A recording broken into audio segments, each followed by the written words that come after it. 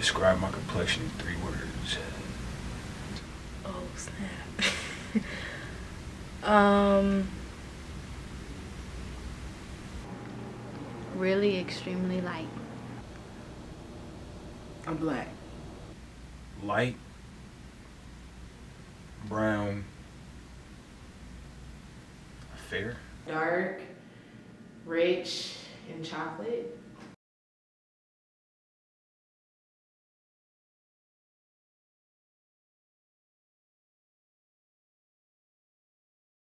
And to me, it's kind of like the division amongst us as a people based off of our skin tones or our textures. And so it's kind of like the judgment that's passed on each other, light skin, dark skin.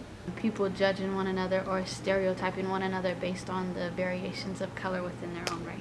My personal definition of colorism is a prejudice or discrimination against individuals with the same skin tone or a darker skin tone, and is really basically targeting our African American community.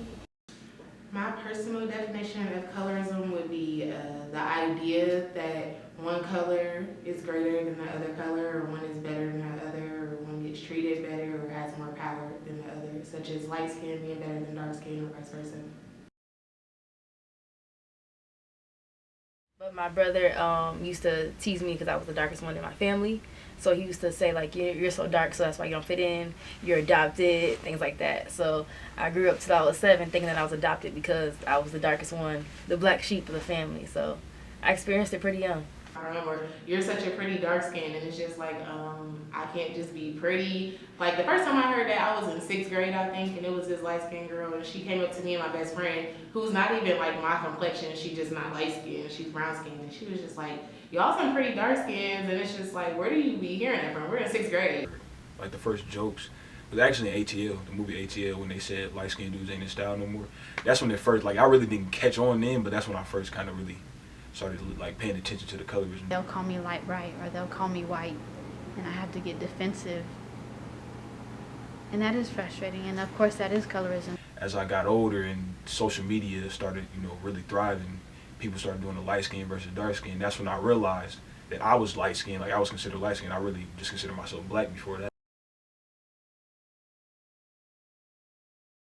Like, the light skinned ones probably were treated better just because, the white slave masters would sleep with the black slaves, and then you got a light skinned baby. And then the light skinned one, of course, they're gonna get treated because that's their family. You know the terminology that they use, house niggas, where the ones that were the closest to the European skin tone gets to stay in the house, and the one that's the darkest has to do all the work. They're already a fair skin, and then they got privileged to go into the house and work in the kitchen and not have to do the same labor as the ones on the field. So I kind of feel like it started there. They started having a negative connotation and creating that divide between the light skin and the dark skin, and saying, oh, the light skin get it easier because they get to be in the house with the masters, and we have to be out here slaving and things. So I kind of think it started there and only progressed more. A lot of cliches in all actuality, in my opinion, are true. Love is just that, it is love. However, sometimes things have to be looked at in the deeper context, and sometimes we really do have to dig a little bit deeper. Just because the surface may tell me one thing, that does not mean that that's what the foundation of that surface really is. I feel like if a dark skinned black person preaches about dark skin and loving dark skin, but they end up dating a light skinned black person, I feel like there's nothing wrong with that because the person is still black. If it annoys me, which is interesting because my father dated a white woman and I am the product of black and white. I think it bothers me so much more though because I understand the results. I understand how much that kid is going to go through in being mixed, and then trying to figure out how to identify themselves as black but also being white. If a black person preaches, black power, love black people, my black queens, my black kings, but you go and you date a white person, it's almost like a slap in the face of the people that followed your message from get-go. Like, I get love is love and you can love whoever you want to, but it can be a contradiction. The difference is basically, what is your preference based off of? My preference comes from my colorism experiences.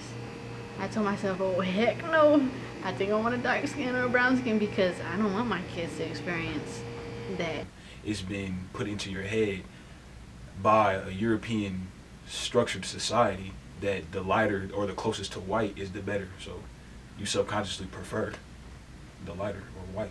I prefer to be with a darker tone man, a dark skinned man, but that's not to say I don't like light skinned men, or in the future if it happens and I have a connection with a light skinned man, I'm gonna want to be with him. I'm not saying like, oh, I'm never dating a light skinned man because I just want a black one. It's just what I'm attracted to versus I don't think one is better than the other. It's just what I'm attracted to. My preference is what I've experienced.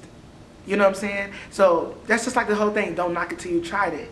You know what I'm saying? But if all my life my experience is because I'm black, I've been talked about, I want to make sure that my kids are the closest thing to light, so I'm going to have light kids. So that's what preference stems from. It really does come from colorism, but like I said, I mentioned it earlier, I wasn't educated to know what the definition, the textbook definition of what I was experiencing until I got further education. So it's kind of like, I get the whole preference thing, but you have to dig a little deeper again. Where does your preference come from?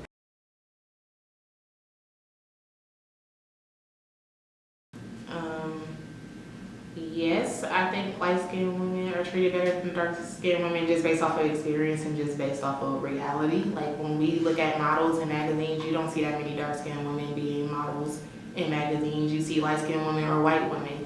The treatment, being with light-skinned friends, and especially the attention from guys. I don't know what it is with guys, but a lot of guys tend to like light-skinned girls. So just being firsthand experiencing that versus like a man like speaking to her and then barely even notice that I'm there. Small stuff like that definitely reassures me that they definitely get treated better for whatever reason. I think more in the ignorant high school, younger ages, darker skinned women get treated worse because it's just that team dark skin, light skin, and kids are a little bit more ignorant or immature and are going to go along with the fabs and the trends and the, oh, light skin, oh, foreign this and foreign that. But I see both. I definitely do. However, I have to play devil's advocate, and I do have to say that sometimes you have to look deeper into the surface. That's really my biggest thing with this whole colorism thing, is looking deeper into the surface. And I feel like when it comes to light-skinned women, are you guys not looking at the stressors that you place on them? You know what I'm saying? As far as I have to live up to this expectation because I'm light-skinned. You know what I'm saying? So every day I got to make sure I look good because I'm light-skinned. Because I'm just the most praised thing. And then you look on the other side with the dark skin, well, now I have to be 10 times as better because she's light skinned and I'm dark skinned. So it's kind of like both of them get it tough. You know what I'm saying? But it's like, you can look at both sides. You really can. And it's like no side is greater than the other because it's all wrong. But, I mean, that's just me. Who am I? This is Chris. A lot of countries are based off of European standards of beauty. They follow European standards of beauty, so light-skinned women are closer to white in skin shade, so that's what a lot of people hold on a pedestal. They feel like, oh, the light-skinned woman, she's prettier, she's more delicate, she's this and she's that. Whereas stereotypically they'll look at the dark-skinned woman like, oh, she's more ratchet, she's more tough, she's more in your face, she has more attitude. They always portray that ideal onto dark-skinned women, and the innocent, sweet girl onto light-skinned women.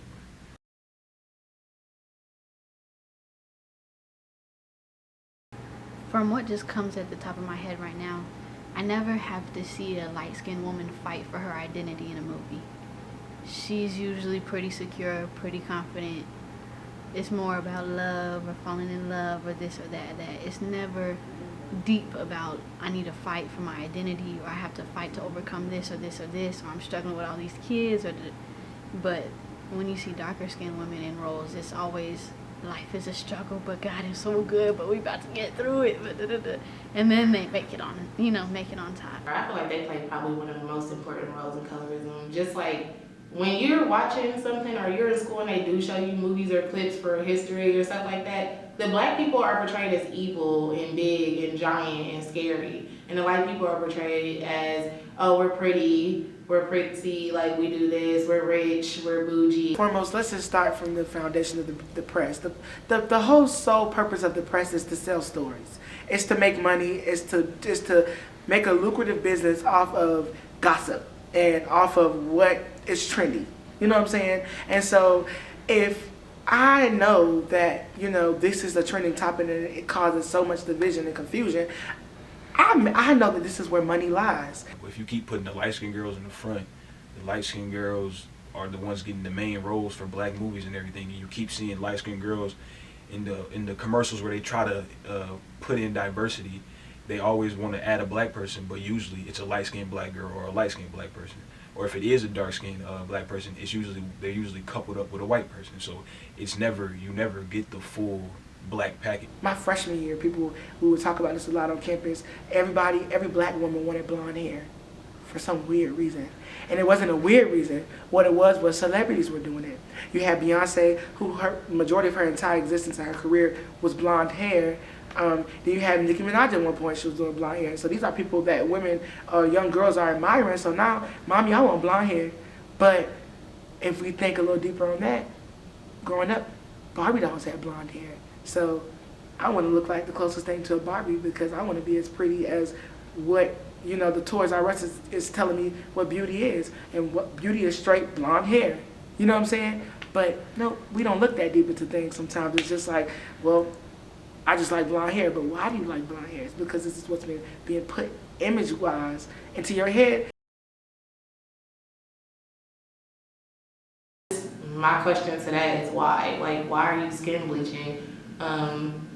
It's still not going to change your DNA. You're still going to be black. Beyond my knowledge, a lot of products have, they say skin brightening, and that is lightening your skin, but you don't know it. Because I used to have a lot of face creams and face masks until I'm like, why is my face so light and my body so kind of tannish? That does not make sense. But then you have to actually read like brightening.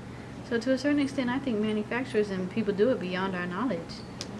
I feel like it's obviously a reaction or an effect of society and everybody wanting to be as close to white as possible.